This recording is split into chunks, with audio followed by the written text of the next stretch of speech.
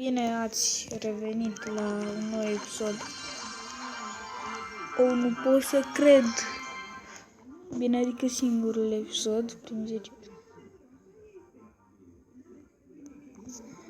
Ok. Nu donăm. De ce am donat? Pentru că noi avem nevoie. Da, după cum vedeți, mi-am cumpărat. Și... da, vreți să jucăm un meci? Hai!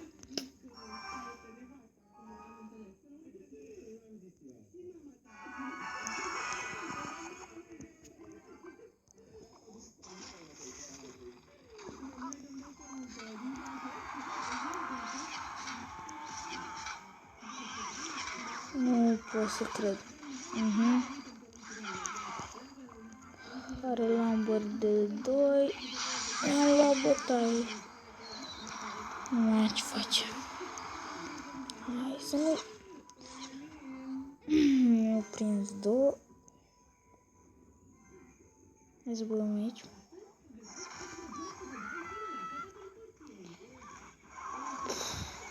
Am pus foarte prost acea carte. Dar poate vom reuși să-l învingem.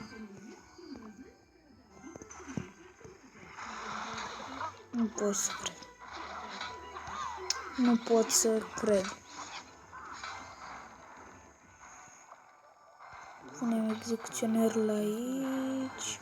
Poate avem vreo șansă. Electrolizare.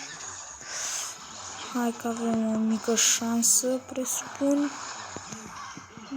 Nu avem șanse. Trebuie să puțească măcar ceva. Of! Așa!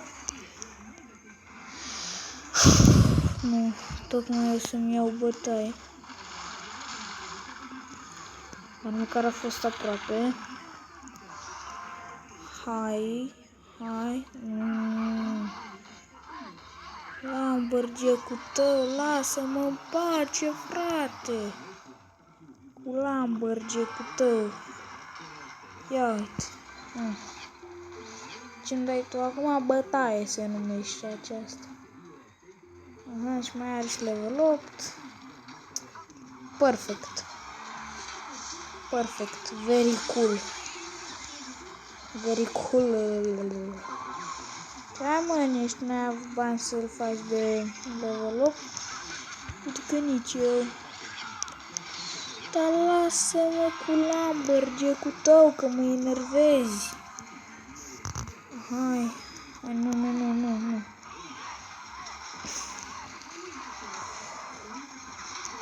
De ce e atât de greu? Înainte mi-era mult ușor. Ia, hai, du-te după Hog Rider. Fugi. Dar nu se întâmplă nimic.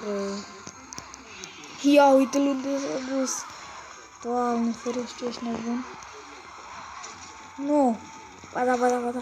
Bun. Nu. Al doilea Lambor. Fuck. O să-mi pierd. Să nu pierdem. Vreau să pierd. Nu și meciul acesta. Tocmai când filmez primul episod, eu perde. Așa, hai, dă-i totuși ceva. Leacă. Nu, facem egal. Hai că facem și un egal aici. Da, egal să fie. Egal a fost.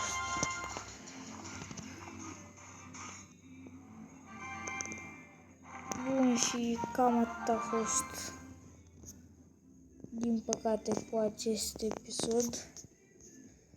Mai mult nu am făcut, deoarece soarta.